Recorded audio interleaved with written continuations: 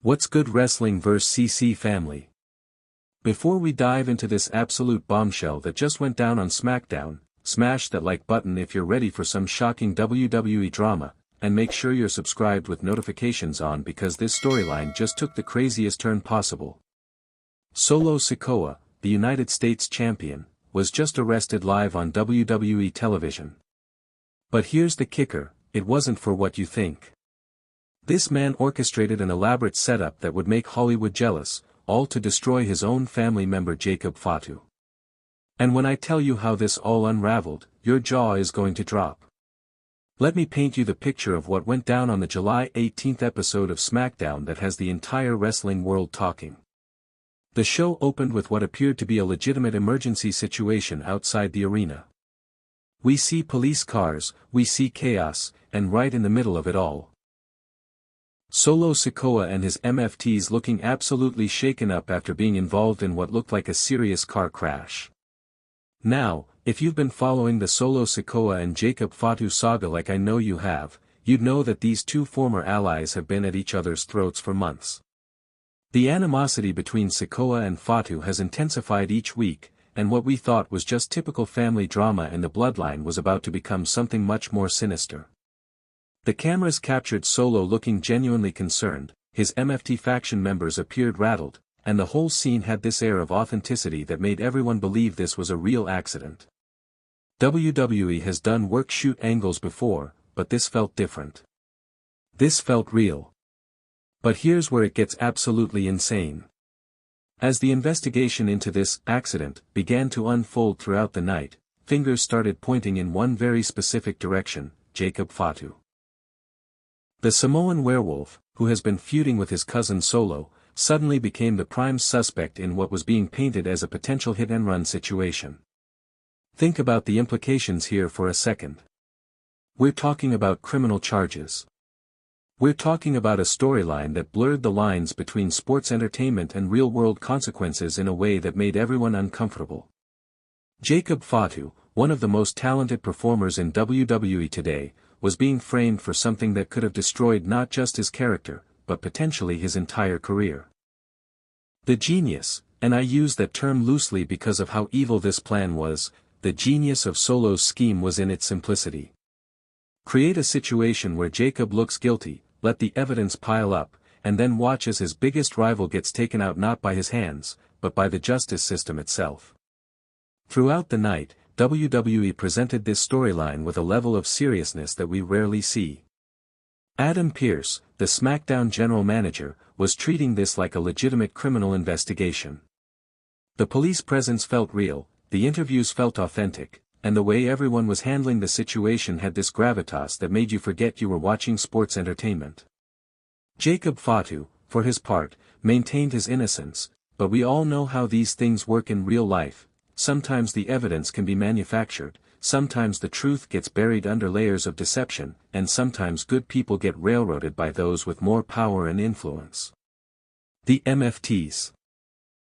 Solo's faction that he renamed from the bloodline, were playing their parts perfectly. They were the victims, in this scenario, the ones who had been attacked by the reckless Jacob Fatu. Tala Tonga, Tonga Loa, and JC Mateo were all selling this story like their lives depended on it. But then, in what might be one of the most satisfying moments in recent WWE history, the entire house of cards came crashing down. Adam Pearce came out and accused Solo Sikoa of setting the crash up to frame Jacob Fatu. Can you imagine the audacity? Solo Sikoa, the man who claims to be the head of the table, the man who represents his family's legacy, was willing to destroy his own cousin's life through an elaborate false flag operation. This wasn't just about winning matches or holding championships anymore, this was about systematic character assassination taken to its most extreme level. The evidence that Pearce presented must have been overwhelming, because what happened next was something I've never seen in my years of covering WWE. Police officers returned to the ring, handcuffed Sikoa, and led him away while Jacob Fatu and Jimmy Uso looked on, finally vindicated after being put through this nightmare scenario. Let's dig deeper into why Solo would go to such extreme lengths. This isn't just about jealousy or competition, this is about a man who has completely lost his moral compass in his pursuit of power and control. Solo Sikoa has been positioning himself as the rightful heir to Roman Reigns' throne, but instead of earning that position through skill and respect, he's chosen the path of manipulation and destruction. The fact that he was willing to potentially ruin Jacob Fatu's life, not just his career, but his actual freedom and reputation, shows just how far Solo has fallen from the values that the bloodline was supposedly built on. This is a man who has betrayed everything his family stands for in service of his own ego.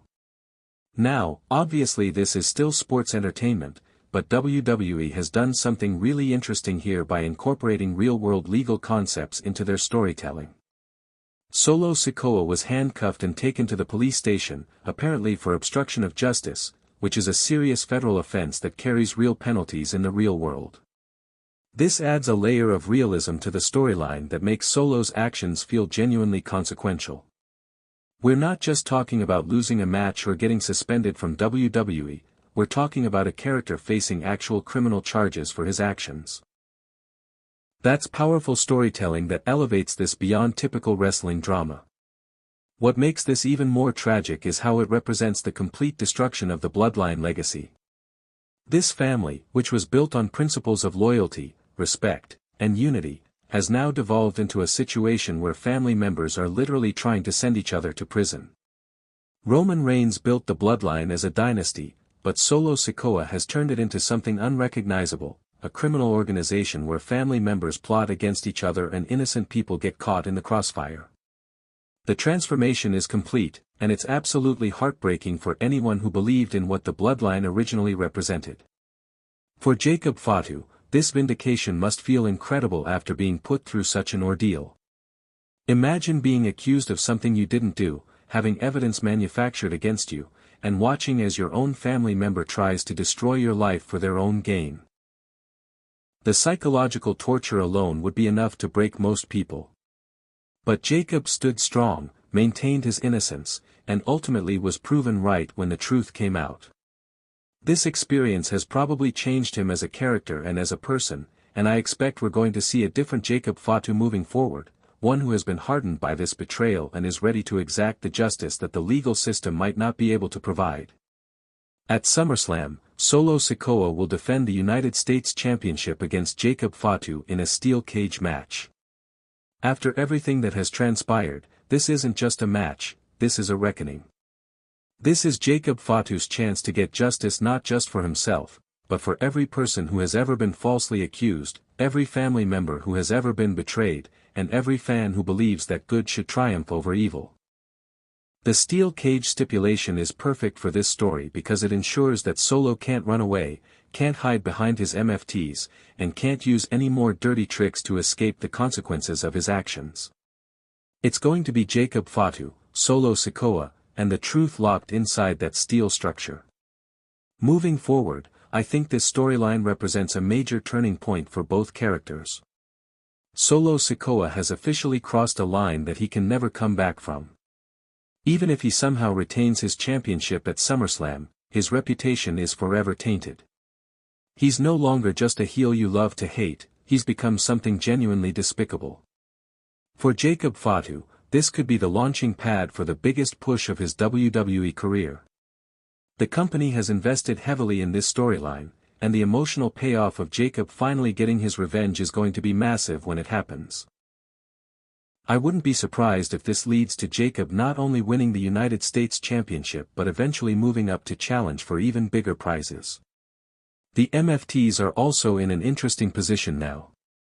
Do they continue to support Solo after learning about his willingness to destroy innocent people? Or do they realize that if he's willing to frame Jacob Fatu, he might be willing to throw them under the bus too when it serves his purposes? Wrestling vs. CC family, this is the kind of storytelling that reminds us why we fell in love with professional wrestling in the first place.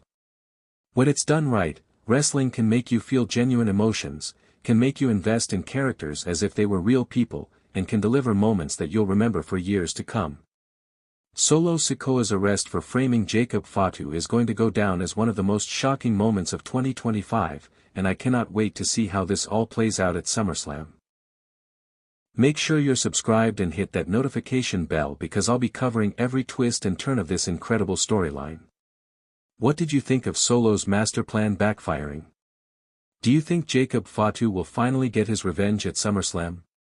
Let me know in the comments below, and I'll see you in the next video. Keep wrestling, Wrestling vs. CC family.